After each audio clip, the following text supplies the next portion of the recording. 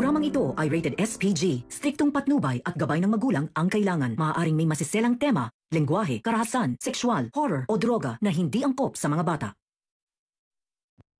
Pinagtanggol ni Patricia si Lilet kay Calorena. Totoo na kaya ang pinapakitang kabutihan ni Patricia? Alamin natin. Welcome back sa aking channel, mga kaganapan sa Lilet Matias. Umamin si Evelyn kay Ino na may nag-utos sa kanya para idiin si Lilet. Hindi na makapagpigil si Ino na hindi saktan si Evelyn dahil nagsisinungaling pa rin si Evelyn kay Ino. Nauubos na raw ang pasensya ni Ino kay Evelyn, kaya hanggat maaga pa ay magsabi na ng totoo si Evelyn. Samantala, maraming marites ang pinagchichismisan pa rin si Lilet. Mabuti na lang at kaya na ni Lilet ipagtanggol ang sarili niya sa tulong na rin ni Kurt.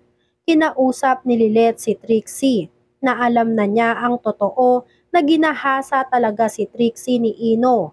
Kaya nagsisisi raw si Lilet kung bakit hindi niya pinaniwalaan si Trixie nung una pa lang.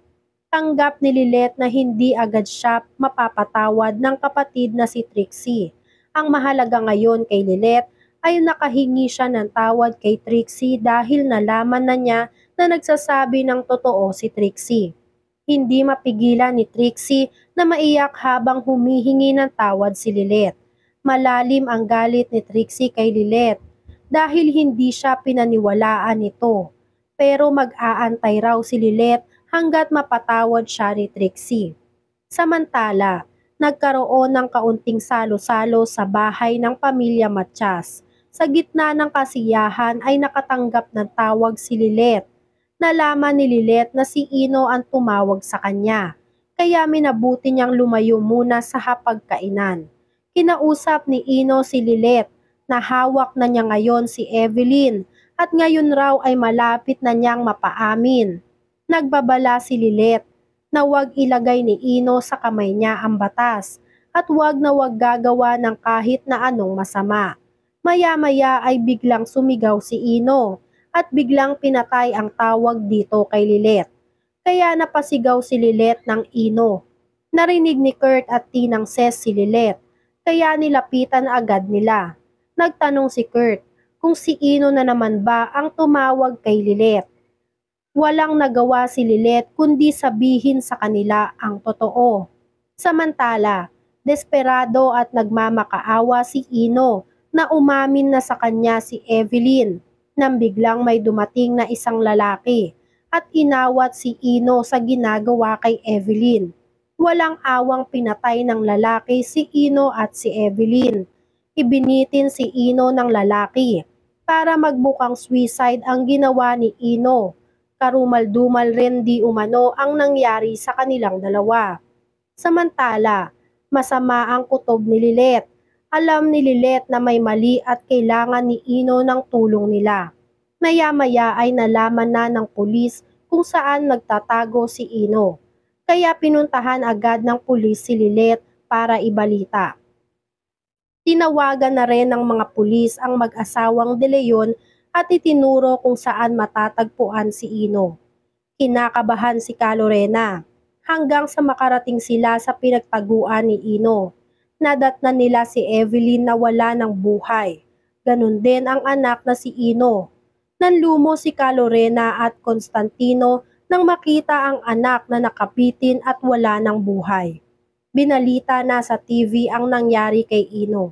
At ayon raw sa investigasyon ng mga pulis ay magkasabwat si Ino at si Evelyn. Hindi naniniwala si Calorena na magagawang pumatay ng anak na si Ino. At lalong hindi raw magkasabwat si Evelyn at Ino. Ang suspecha daw ng mga pulis ay na-pressure na si Ino dahil pinaghahanap na siya ng mga kapulisan at pinagbalingan daw ni Ino ng galit si Evelyn. Kaya nagpakamatay rin daw si Ino dahil ayaw makulong at mahuli.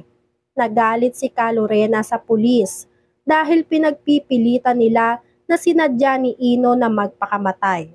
Samantala sa Keystone, pinagsisisihan raw ni Eira kung bakit pinagbintangan niya ang sarili niyang kapatid na si Lilet Nagkamali raw siya dahil hindi niya alam na si Ino pala talaga ang totoong pumatay.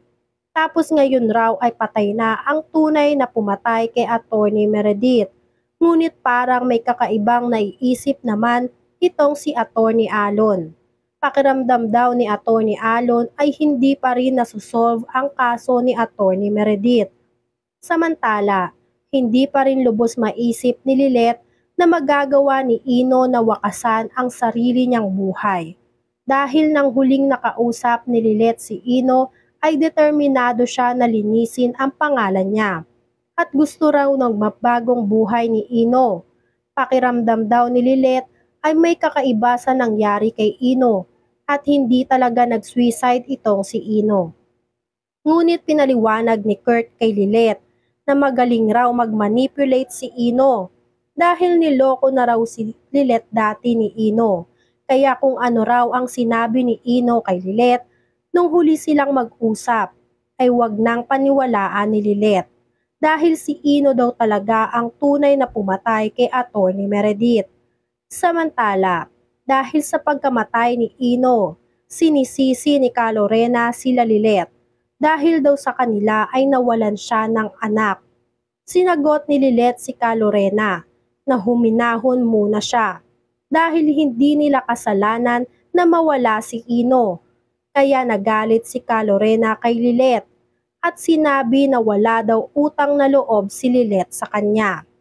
Sinumbatan ni Calorena si Lilet at hindi na nakapagpigil pa si Lilet dahil daw sa pagpapaikot ng pamilya De Leon kay Lilet ay tinalikuran ni Lilet ang sarili niyang kapatid na si Trixie. Binalik ni Lilet lahat ng sumbat sa kanya ni Calorena. Dahil daw dati pa raw pala pinapaikot ng pamilya De Leon si Lilet at nagkamali siya ng pinagkatiwalaan.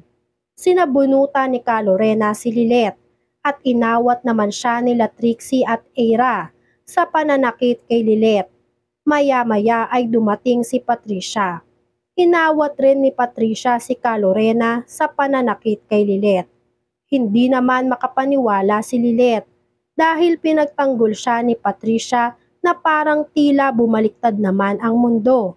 At si Patricia naman ngayon ang naging kakampi ni Lilet. Nakikinood lang si Attorney Alon sa pagrarambulan nila. Pinagtanggol ni Patricia si Lilet kay Calorena.